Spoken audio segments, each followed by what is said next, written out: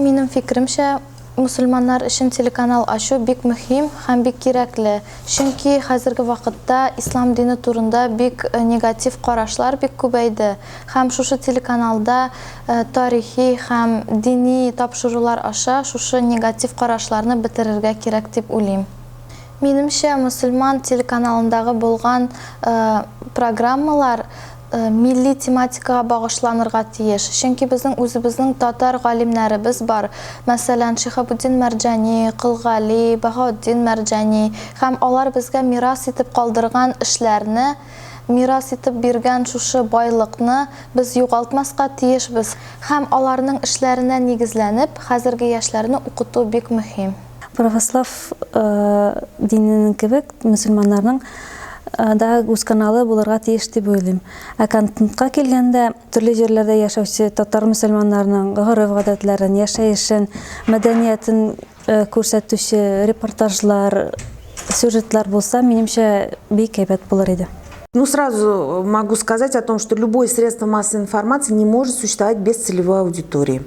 Почему? Потому что средство массовой информации – это не просто развлекательный контент, который хочешь выложил в интернет, хочешь не выложил как блог. Это производство. Производство, которое не может останавливаться, это раз. Производство, которое должно приносить доход, это два. Потому что оно должно быть самоокупаемым, приносить прибыль. С одной стороны, вроде бы мусульмане действительно с точки зрения справедливости должны иметь собственный канал, потому что у христиан он уже есть, да? Значит, и не один, и как бы нам тоже очень хочется, а почему у нас нет, да? И все вроде бы справедливо в этом отношении. Но у меня вот серьезный вопрос возникает. Во-первых, будет ли аудитория у этого канала, да? Потому что все-таки